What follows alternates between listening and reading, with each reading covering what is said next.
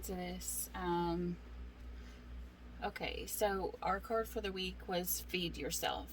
Most human beings are caught up in an endless chase of wishing and wanting. We think that the day we finally have the perfect body, or make $1 million, or find the man or woman of our dreams is the day that we'll finally be lovable. We set out to accomplish things in the outer world, hoping that when we attain them, we'll be at peace and feel proud of who we are. One of the greatest truths we can never discover is that we have the power to give to ourselves what we've been chasing. Whatever we crave, whether it's love, acknowledgement, adoration, or respect, we must learn to feed it to ourselves. If we're willing to love ourselves and to do whatever it takes to care for ourselves, regardless of what others are doing or how they are behaving, something miraculous happens. We call forth the experience of love and adoration from others. Learn to love yourself, and others will follow suit. All right. So let's get into this, and I will speed it up like normal.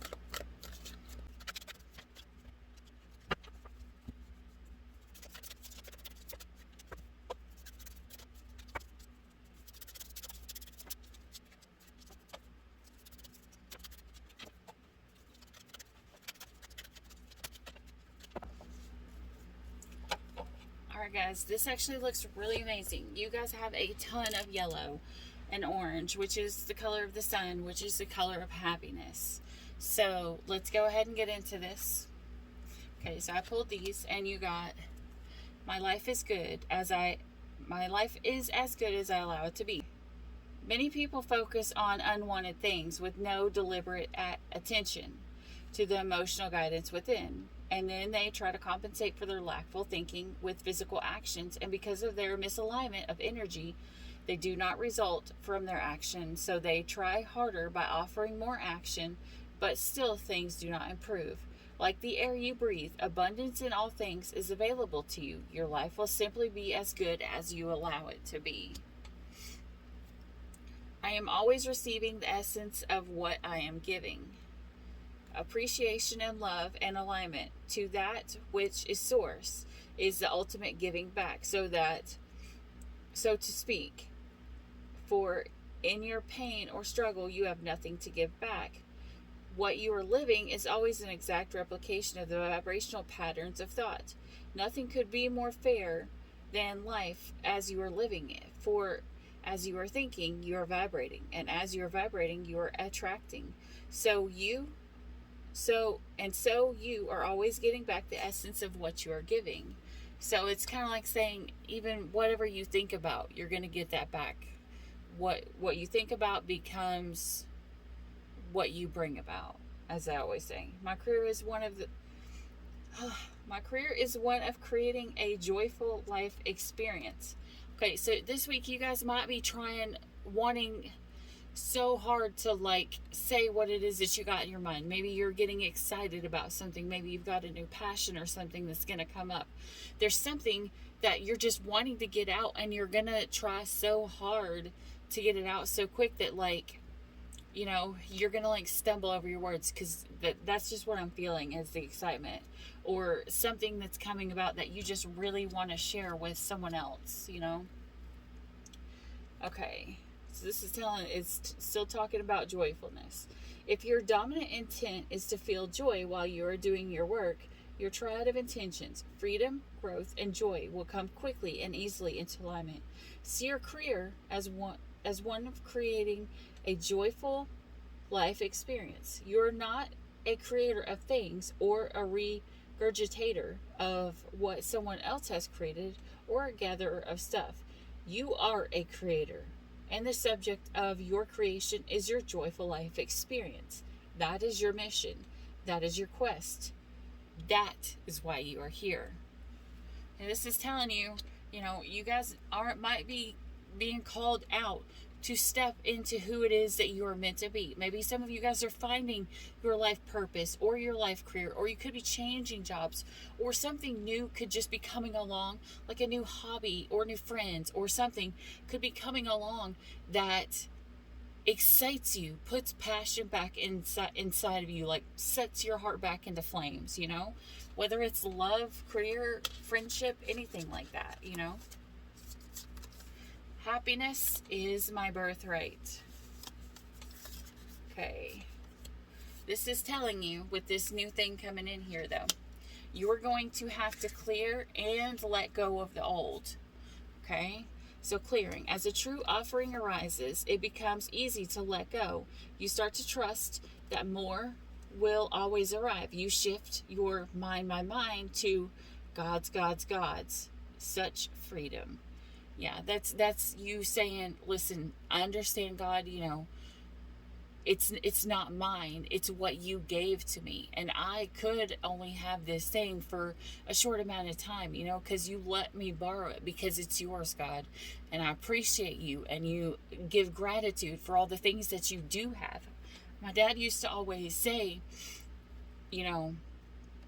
I'm not going to give you something new or something more valuable until you learn to treat and appreciate what you have at that time. So even if you have something small, or you have a YouTube or something that has just a few creators or a few followers, until you learn to appreciate what you do have, this to me, and I don't even know why I heard that, that's just what Spirit said, until you learn to appreciate what you do have and be thankful for what you do have, God's not going to bless you with the next thing, because you're not going to appreciate it either. And he's going to save the blessing for someone who appreciates it. So if you want to reap more abundance, be grateful for the small things that you do have in growing. And then you're grateful for the small things that you have, and you're so grateful, you're willing to turn it over back to God, and let someone else have that blessing. So you got to take in what's yours when it's the time to be yours, and let it go when it's time to let it go. Okay, letting go. Everything is indeed out of control, and God will hold it all. I can safely let go. That's just like that saying, let go and let God. Okay? So this week you got embracing worthiness. So this is you finally feeling like you deserve what it is. You appreciate what you have, and you finally have stepped into that I deserve it. But you remember, don't stand in your ego. You've got to transform your ego into humble appreciation and gratitude. That's the difference. Everyone says for you to get anything in life, you have to have your ego. No, you don't. I'm sorry. I don't care what anybody says. I will never agree with that. You don't have to stand into being, in your ego. You can achieve the things that you want by being grateful for the things that you have, and feeling like you deserve the things that God has gave you because you are grateful to God.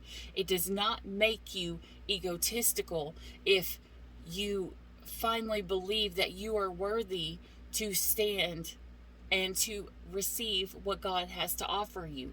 That is you standing in your purpose. That is you standing in your mission. That is you standing in your power. That is not you standing in your ego. You can get rid of the ego. You do it by transforming it into humble gratitude and appreciation.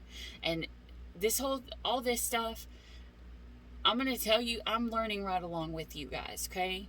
So I am learning with you, and I am learning all this stuff just the same as you guys. And I'm learning how all this stuff works too, with a lot of studying, with a lot of time, with a lot of everything. And so as soon as I find something out, I will pass along the knowledge, so that you don't have to take the time to go through all of the hard stuff. As I always tell everybody, learn from my mistakes, okay? Learn and watch what I've done wrong, and I can tell you what I've done wrong, because I am more of a warning reader. Every reader has a thing about them that God has made that person that specific way, because they need to teach people a different level of something. Like, you see some readers that can tell you about what's coming in the future, far ahead. Some can tell you about what you're going through now. Some readers will be able to pinpoint, everything that has went wrong in the past, and they are really big on the past. I don't even like talking about the past in my readings. Some readers, you got that focus on love. We all are needed because we all have something different to teach the collective. And I heard it said, I've heard it said a lot recently, you know, I'm not a happy reader.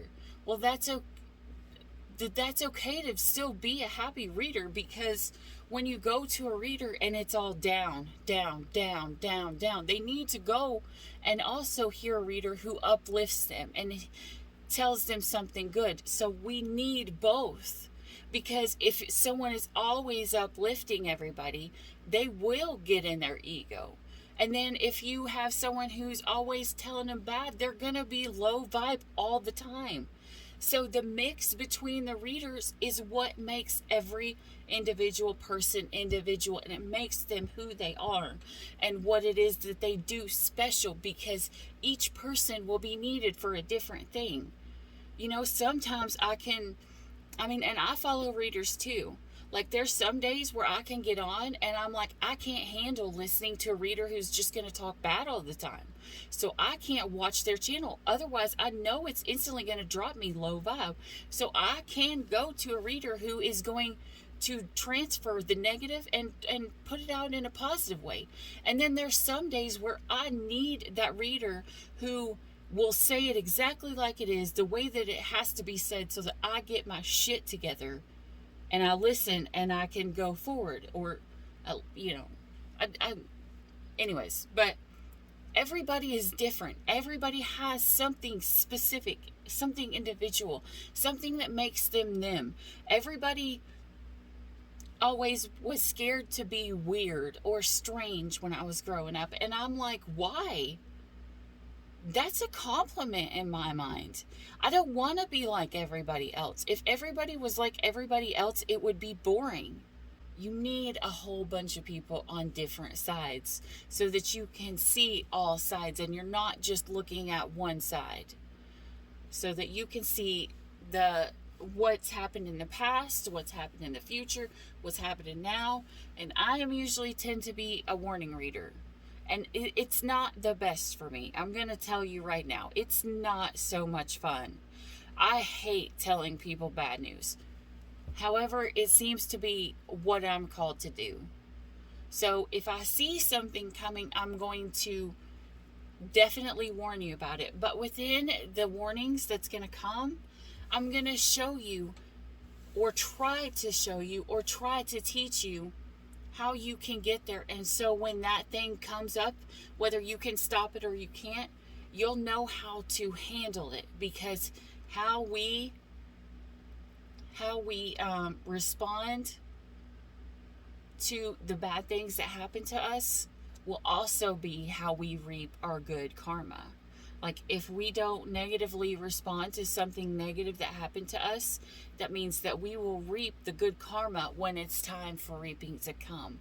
God will have a blessing for us coming.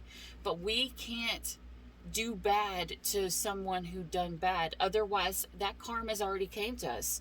We already smacked that bitch on ourselves and called ourselves karma.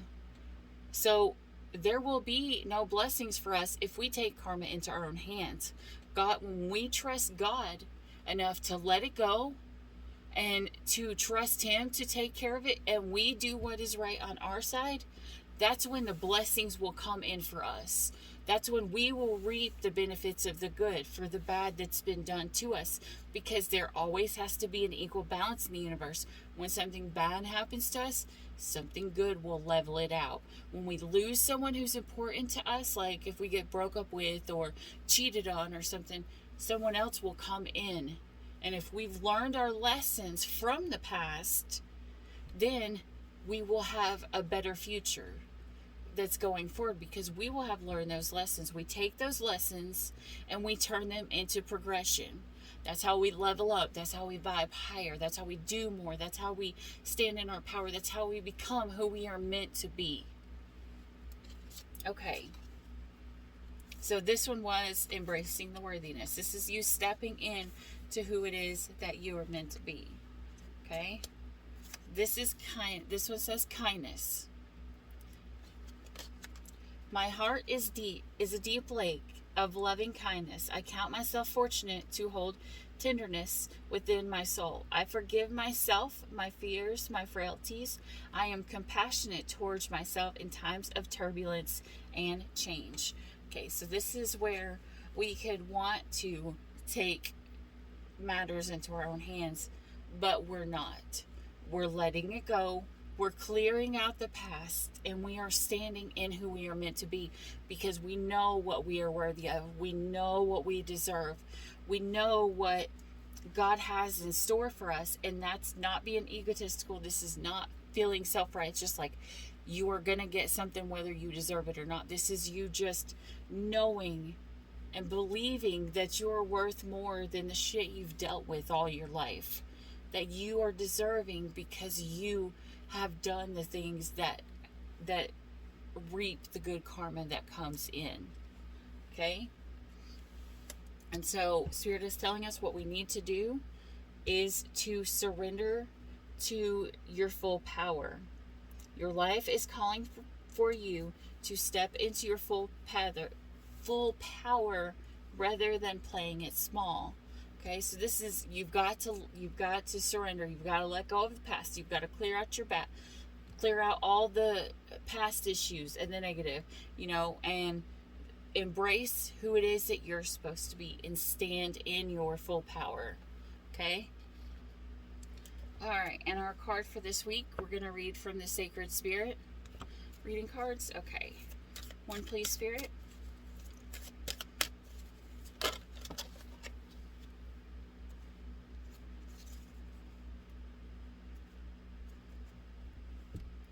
Well, underneath the deck, this is telling you what you don't see is you do have a guardian angel watching over you, okay? You've got someone in the spirit world who is watching over you. Okay, and the one we're reading from is orange and yellow again. Channel your knowledge.